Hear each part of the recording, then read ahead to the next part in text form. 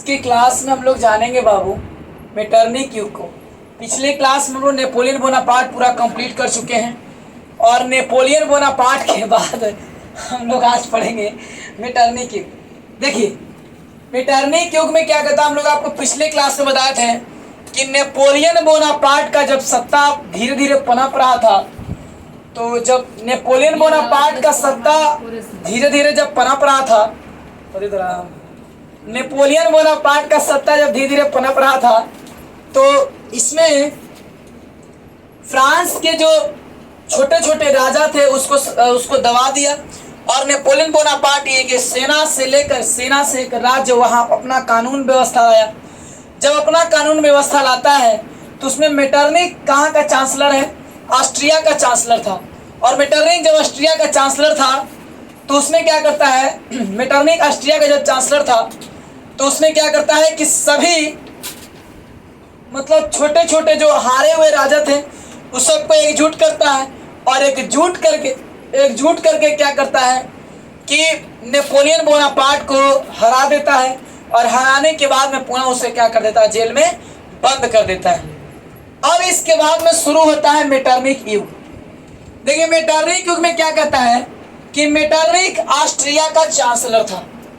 Chancellor करने का था कि मेन, वहां का मेन है ना, प्रधान कहा जाए, मुख्य कहा जाए, और ऑस्ट्रिया का मेन चांसलर था, है ना। यूरोप महादेश में जितने भी छोटे छोटे राजा थे, फ्रांस में, जर्मनी में, इटली में जितने भी राजा थे वो सभी राजा डरते थे मेटरनिक से, क्योंकि मेटरनिक का सबसे बड़ा रोल होगा यूरोप में राष्ट्रवाद को भंग करने में, है ना। मतलब ये बहुत सताता था, ये नहीं चाहता था कि राजतंत्र आए, ये नहीं चाहता था कि राष्ट्रवाद हो, ये नहीं चाहता था कि विकास हो, सिर्फ ये चाहता था राजतंत्र रहे, है ना, राजतंत्र रहे और मेरा विकास होता रहे, जनता पर हम क्रूर शासन चलाता रहे। तो जब नेपोलियन बोनापार्ट का सत्ता जब पनप रहा था, उसी बीच में मेटरनिक जो है 1815 में एक सम्मेलन बुलाता है। सम्मेलन कहने का मतलब होता है मीटिंग। सम्मेलन कहने का मतलब होता है मीटिंग। और उस मीटिंग में क्या करता है, कि मीटिंग में बहुत सारे देश को, छोटे छोटे हारे हुए राजा को भी और कई देशों को बुलाता है। और उसमें से फ्रांस हो गया, रूस, ब्रिटेन, प्रसा, है ना, ये सभी छोटे छोटे देशों को बुला करके और वहाँ के छोटे छोटे राजाओं को बुला करके, है ना, वहाँ के सभी राजाओं को बुला करके मीटिंग करता है। और मीटिंग करता कौन है, इसका मेन कौन है, मेटरनिक, क्योंकि वहाँ का चांसलर था। और ऑस्ट्रिया में बुला करके एक सम्मेलन करवाता है और जिसका नाम पड़ता है ना, वियना सम्मेलन। ऑस्ट्रिया की राजधानी है वियना और सबको वियना में बुलाता है कि आइए वियना में, और वियना में बुला करके वियना सम्मेलन करता है और उस सम्मेलन में यह पारित करता है कि राजतंत्र ही रहने दिया जाए, क्योंकि उस सबसे ज्यादा डर था तो केवल उसे फ्रांस से बोला था कि फ्रांस जब छींकता है तो पूरे यूरोप में सर्दी जुकाम छा जाती है। फ्रांस जब छींकता है, उस समय फ्रांस में शासन चलता बुर्बो वंश का, उस समय फ्रांस में शासन चलता था बुर्बो वंश का। और बुर्बो वंश में ऐसा कहा जाए एक मियजगर राजा लुई 14वां था, है ना, लुई 14वां था बुर्बो वंश का राजा। और लुई 14वां को भी बुलाया वहां, और लुई 14वां बोला, यार क्रूर था, वो क्रूर से क्रूर, मेटरनिको से क्रूर, बोला कि मैं ही राज्य हूं और मेरा शब्द ही कानून है, हम जो बोल दिलियो जो हो गलो, है ना, यानी कि मैं ही राज्य हूं, समझो कि हम राज्य हैं और मेरा शब्द ही क्या है, कानून है, हम जो बोल दिए वो होगा तो होगा। इसीलिए डरता था कौन, मेटरनिक। ऑस्ट्रिया का चांसलर होते हुए सबको सताता था, लेकिन फ्रांस को सताता नहीं था, क्योंकि फ्रांस का राजा बहुत खतरनाक तानाशाह था और बुर्बो वंश से बिलोंग करता था। बुर्बो वंश में लुई प्रथम, लुई द्वितीय, लुई तृतीय, लुई चतुर्थ, लुई करते करते लुई 14वां आता है। और जब लुई 14वां आता है तो लुई 14वां बहुत ही ज्यादा तानाशाह था, ये बोला मैं ही राज्य हूं, मेरा शब्द ही कानून है। और फ्रांस में फ्रांस की क्रांति होती है कब? 1789 में। ये क्वेश्चन जो है 2023 में फर्स्ट सिटिंग में हिस्ट्री के पहला क्वेश्चन ने पूछा हुआ था कि फ्रांस की क्रांति कब हुई थी, तो 1789 ईस्वी में। ठीक है, और फ्रांस की क्रांति किसके समय होता है? तो लुई 14वां के समय में। और ये लुई 14वां किस वंश से संबंध रखता है? बुर्बो वंश से।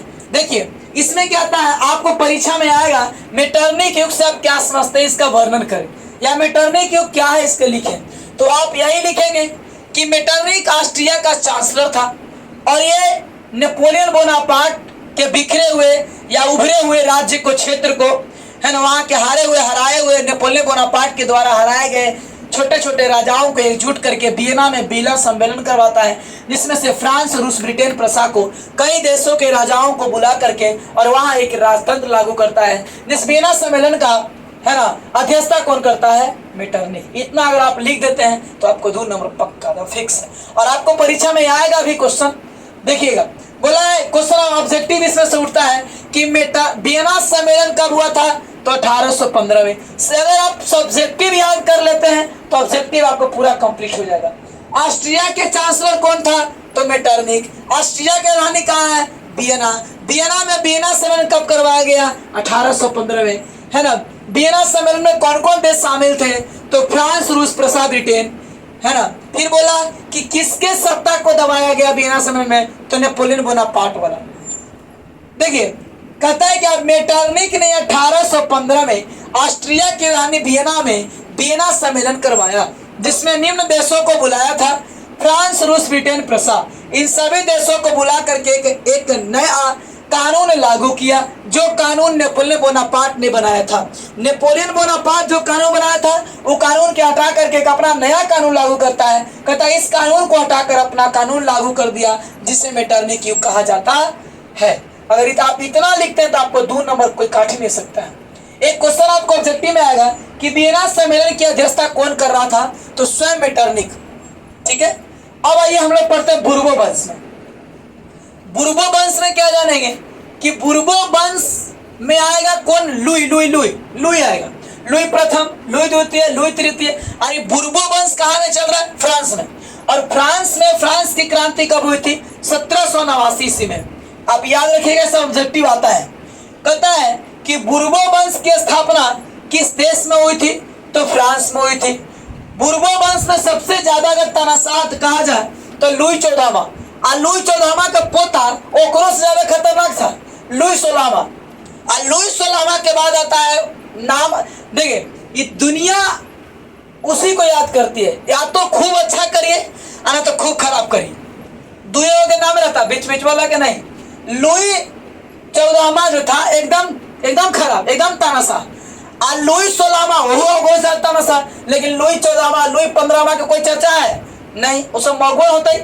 लुई 16वां के बाद में लुई 17वां, ओकरो चर्चा नहीं है, लेकिन लुई 18वां का पूरा चर्चा है, क्योंकि लुई 18वां बुर्बो वंश का शासक होते हुए भी इतना ईमानदार व्यक्ति निकला कि इसके बाद में यहाँ से चार्ल्स 10 और पोली करने की कहानी हम लोग अगले वीडियो में जानेंगे। कहता है लुई 14वां फ्रांस का राजा था और लुई 14वां का कथन था, यदि मैं, है ना, कथन था कि मैं ही राज्य हूं और मेरा शब्द ही कानून है। इस सब एग्जाम में आता है क्वेश्चन कि मैं ही राज्य हूं या मैं ही राज्य हूं, मेरा शब्द ही कानून है। ऐसा किसका बोला, किसका कथन है?